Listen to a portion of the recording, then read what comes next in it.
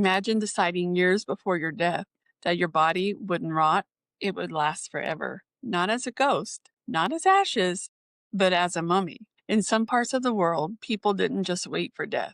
They prepared for it, shaping their own remains into something sacred, something eternal. A body turned into proof that they had conquered decay itself. In Japan, centuries ago, monks began a terrifying and holy practice called Sokushimbitsu, self-mummification. They believed the path to enlightenment could continue even after death if their bodies didn't decay. So they spent years preparing. They gave up normal food, lived on bark, nuts, and pine needles. They drank poisonous sap that killed the bacteria in their bodies. They medicated every day, slowly starving and drying themselves from the inside out.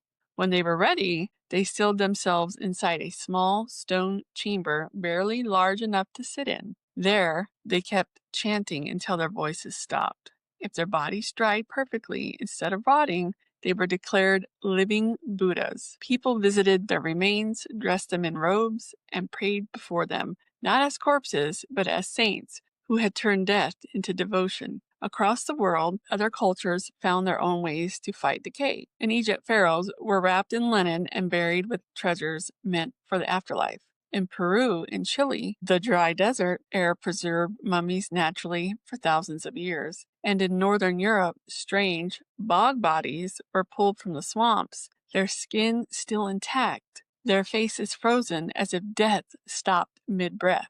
Different lands, different rituals, but one message, the same. No one wanted to vanish completely. People who stood before self-mummified monks say the air around them feels heavy, almost alive.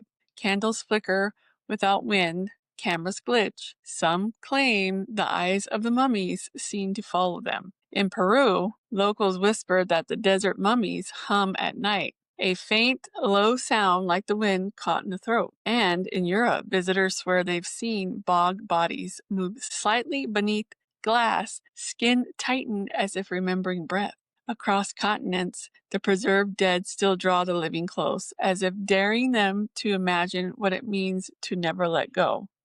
This story kind of makes me uneasy, but also amazed. Think about it. Starving, meditating, and dying in a tomb just to make sure your body doesn't disappear. That takes a kind of strength most of us can't imagine. It's devotion, but it's also defiance. Those people didn't just accept death, they wanted to control it. They turned their bodies into monuments that said, "You can't erase me." Maybe that's why mummies fascinate us, because deep down we all want to be remembered, not just as bones, but as something that proves we were here. Here are 3 creepy facts to haunt your day. In Japan, some self-mummified monks are still kept in temples, seated upright in meditation. Their robes change regularly by priests. Some mummies, thousands of years old, still have eyelashes and fingernails. European peat bogs have preserved entire stomachs, even someone's last meal before they died.